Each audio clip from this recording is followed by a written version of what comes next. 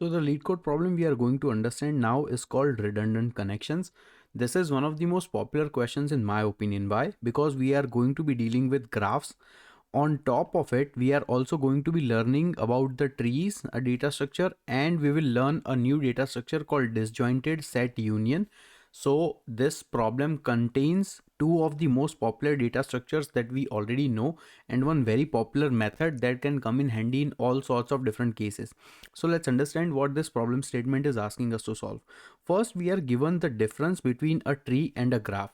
The only difference between a tree and an undirected graph is that graph is connected and it can have cycles. Meanwhile, tree is completely connected and it can never have any cycles. That is the only difference. Now we are told that we are given a graph that was originally a tree, which means it could be possible that this graph may be not connected or it may contain cycles. Okay, this is the important clue, that originally this was a tree, but then it turned graph and now it is no longer tree, which means there has to be some cycle existing inside this given graph that contains total n nodes, and we are given the number of nodes as to be 1 to n. On top of it, we are also given an edges array that defines that any particular edge between any two array 1 to 2. Now the thing is, we need to return an edge that if we remove it, so that the resulting graph actually becomes a tree of n nodes. That's it. So we need to basically remove an edge that is part of the cycle, that removing that edge would not have any impact on all the nodes of this particular graph or tree from being connected. And if we can remove that, then basically there should not be any cycles inside the existing graph. So let's try to understand this with few examples. Let's say that we are currently given three nodes, 1, 2 and 3, and we are given bunch of different edges between them like this one. So in this case, we can clearly see that this is not a tree. Why? Because there exists a cycle inside this loop, and wherever there is a cycle, it can never be a tree. So this is currently a graph. But imagine in this case, if I just remove this particular edge between these three nodes, then this is a very clear example of a tree. Why? Because we can see that it currently has three nodes. All three nodes are connected with each other, because that is one of the conditions of being a tree, that all the nodes has to be connected. On top of the connected portion, we can also see that there are no cycles, which means that removing 2 to 3 was one of the good decisions. And in this case, we need to return 2 3 edge as part of the answer, that if we remove this edge, then we can completely generate our answer. Now the question comes that why do we only decided to remove edge 2 to 3? In this case, if we had removed an edge, let's say 1 to 3, then also the answer would have been perfectly fine. We would still have a tree that looks like this. But thing is, we are given in the problem that if there are multiple answers that we can remove the edge, then we need to return the answer that occurs in the last input, which means like the last edge in this case made sense to be 2 to 3. So that's why we removed 2 to 3 and not 1 to 3. Okay. So now we already understood that what does the problem statement is asking us to solve. Basically, we are given a graph that contains bunch of different endpoints, and amongst some endpoints there exists some sort of cycle, and we need to first of all detect that which particular cells contain are part of the cycles, or which edge is part of the cycle, and then try to see if we are able to remove that edge or not. So if we once again take one more example, in this case once again we can see that removing this edge from 1 to 4 makes no sense. Now why? Because it does not solve our problem. Number one, there is still a cycle persisted, and number two, now we have unconnected components, so this is no longer a tree. This is always going to be a graph. So logically in this case, the answer once again has to be the same one, that we need to remove the edge between this 2 and 3, and by doing so we are still going to have a tree like structure, where this one node is parent of three different nodes, that is 2 3 and 4, and this is what we need to do. So once again we need to remove this 2 to 3. Now let's understand that what I'm suggesting we use to solve this problem, and for that I'm suggesting to use a very popular data structure that is called disjointed set union. Now, first let's understand that what does this disjointed set union data structure is. So this data structure actually only has two properties, but these two properties are very important and very awesome properties. So first let's understand that what are the two properties.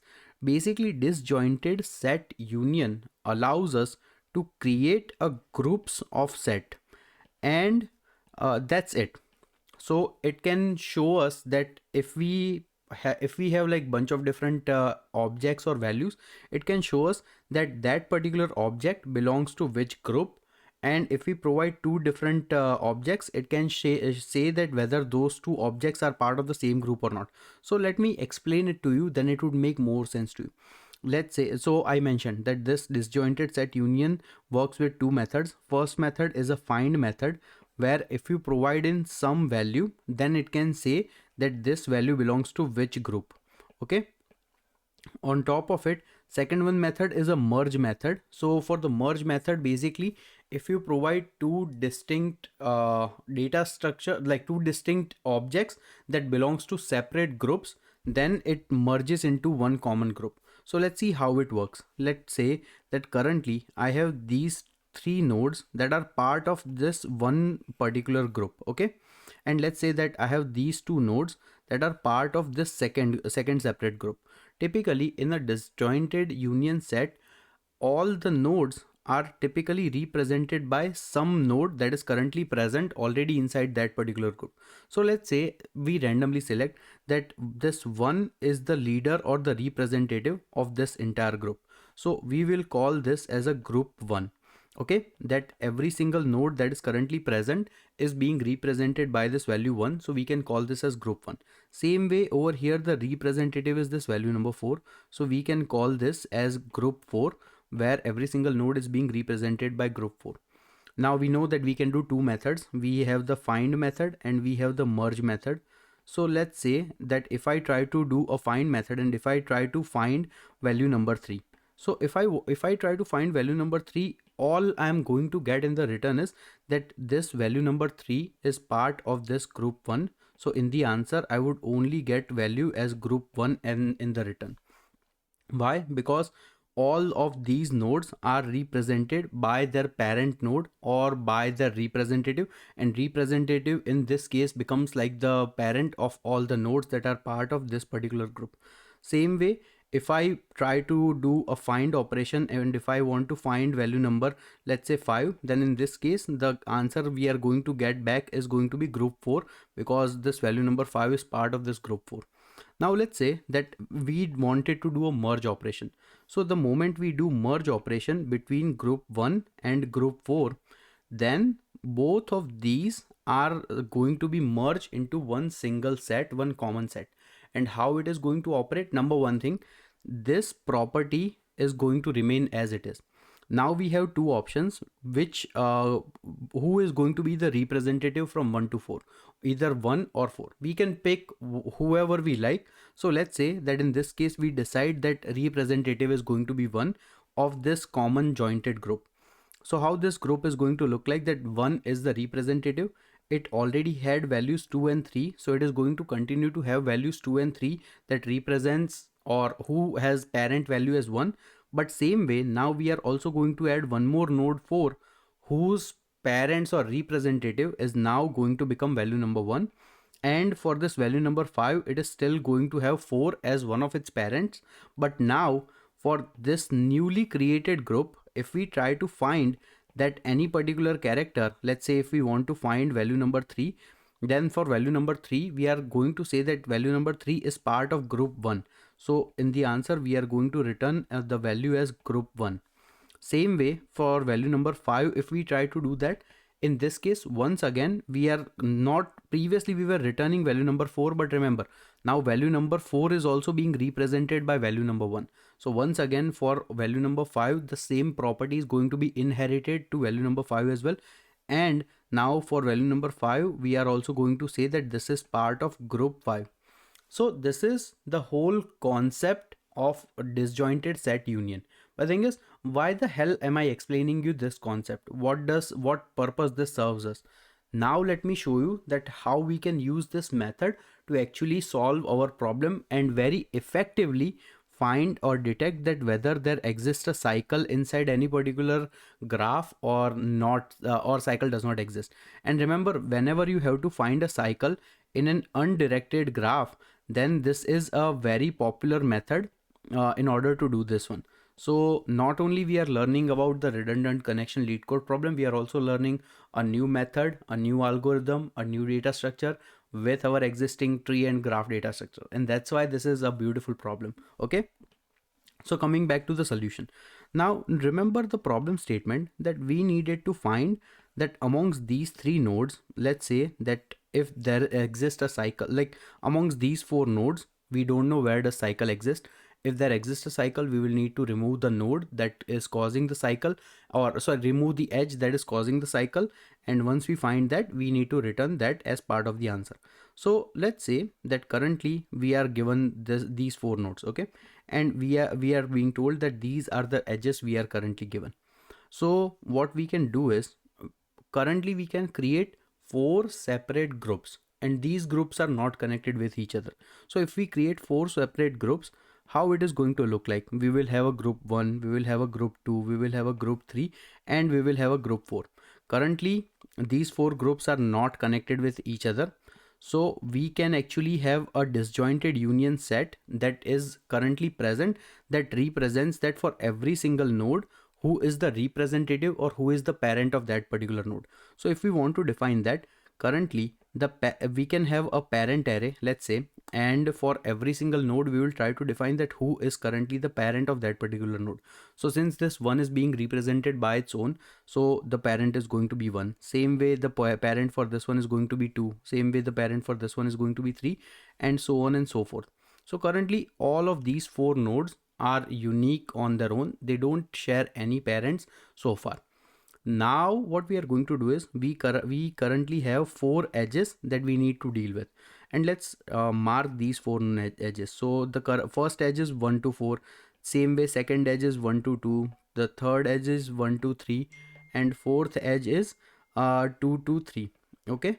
So logically, if this is the case, now we currently have parent for each four separate sets. We are going to start iterating over the edges. For every single edge, we are going to check that what are the current parent groups we have. And if we identify that they contain separate groups for both the vertices of this edges, then we are going to do a merge operation. Okay, let's start doing that, and then you will understood. So currently we are dealing with edge 1 to 4. Now for this edge 1 to 4, we will have to check that which are the vertices involved. So number 1 vertices is value number 1, number 2 vertices is value number 4. So for both of these, we will check we will do a find operation that who is the parent of those particular sets. For 1, the parent is already 1. For 4, the parent is currently 4. So both are separate sets. There is no commonality. So if there is no commonality, we will do the merge operation over here. So if we do the merge operation, what will happen is we are essentially establishing a link between this node 1 and node 4. So by doing the merge operation, now we will have to select that who is going to be the representative. So let's say that we are going to choose the smaller value as the representative. So I choose representative to be 1. Now if I choose the representative to be 1, which means now even for this 4, the parent is going to be 1 because 4 is being represented by 1, and for the value number 1, the parent is going to be itself. So we will have to make some adjustments to our parent array. So this value number 1 is going to stay as it is, that it is currently the parent of its own. But for this value number 4, the parent is going to change, and now this is also going to be represented by value number 1. Okay. We completed this operation, and now we have made the updation on the parent block, and we also are done with this 1 to 4 edge. So now let's take care of 1 to 2 edge. Once again repeating the same operation, we have two nodes 1 and 2, and for both of them, the 1 has parent as 1 and 2 has parent as 2. We can see over here. But now since both are separate, so we will have to do the merge operation. If we merge these two cells, once again we are establishing a link between this 1 and 2. Establishing a link between 1 and 2 now, which means we are also updating the parent of this 2 to be value number 1. Okay. And now the next edge we currently have is once again edge 1 2 3. So once again for 1 2 3 it currently has 1 and 3 as separate nodes. If we take a look at the parents, it is going to be 1 and 3. If we do the merge operation, because they are separate links, so if we do the merge operation, we are going to have our parents array that is going to look like all four values are being represented by 1, because we are also establishing this link as well. Now this is our parents array, all four values contain 1, but we still have one more link that we haven't tested, and that is this link 2 to 3. So let's do that. For this 2 to 3, if we see, we currently have vertices 2 and 3 as part, but now when we check for the parents, we can see that the parent is going to be common, that is going to be 1 and 1 for both 2 and 3. So this is going to be common. The moment we identified common parents amongst any two vertices, we can clearly say that if we were to create an edge between these two nodes, that edge is already part or is going to be part of the common nodes that are already connected in a common set. So creating this new edge is only going to lead to creation of cycle. And the moment we identify any two nodes that share a common parent, basically we can just return that edge as the answer. And this is the whole solution basically. So you understood how beautiful the solution was. We first of all understood that how a disjointed union set works. Then we understood that what is the difference between tree and a graph. Then we understood that how we can use disjointed union set and its property to find or update the parent values or create new links between any two vertices. And then we find the edge that is causing all sorts of trouble and return that as part of the answer. So this is a beautiful solution and a beautiful approach. So now let's quickly see the coding solution for this one. Okay, now the coding solution for this one is not so complicated. So let's try to understand what is being asked us to solve. First of all, we need to check that for any particular given node, we will have to define that what are all the different parents. So first, we are going to initialize a new array called parents, and notice that we are setting the value as edge length plus 1. Now we are starting to iterate parent from 1, not from 0, because initially each node is its own parent, and we are being told that the current nodes we have are 1 to n, not 0 to n. So that's why we are starting from 1, and we are marking all the values as their own parent, which means all the nodes are currently individual sets of their own. Then we are going to iterate through every single edge in order to find the redundant one. The moment we identify a new edge, we are going to break both the values in part of two nodes, node 1 and node 2. For both the nodes, we are going to be finding the parents of those nodes, node 1 and node 2. And for that, we are going to be calling our find method that we have defined. Next, we need to check that if at any given moment we identify that the roots are same for both node 1 and node 2, we need to return that edge as the answer, because that edge is causing all the trouble and creating the cycle. If that is not the case, then we need to update the root of that particular second, like the parent of second root, to become the value of the first root. And this is what we are doing, is the union or the merge function amongst our two values. So let's quickly try to see the helper function we have created, that where we can actually use to find that who is the parent of that particular node. Basically, we are simply checking that if the node is not the node we currently have, if that is not equal to the parent node, we are simply going to keep traversing up in order to find that which is the parent node, and we are going to be updating the value of the parent node. That's it. It's very simple, and we are returning that value. So basically we should be able to calculate everything. Now this is just a return statement that is ideally just returning the value 0. Basically this should never happen, because we are being told that for every single input we do have a graph that contains a cycle, and we need to return proper edge. So we should be able to find a scenario like this. Now let's quickly try to run this code and see if our solution is working as expected or not. Seems like our solution is working beautifully. Let's submit this code. And our code beats 100% of all the other solutions, which is awesome. In terms of memory usage, it is exceptionally well. So in both aspects, this is doing wonders, and this is a really good solution.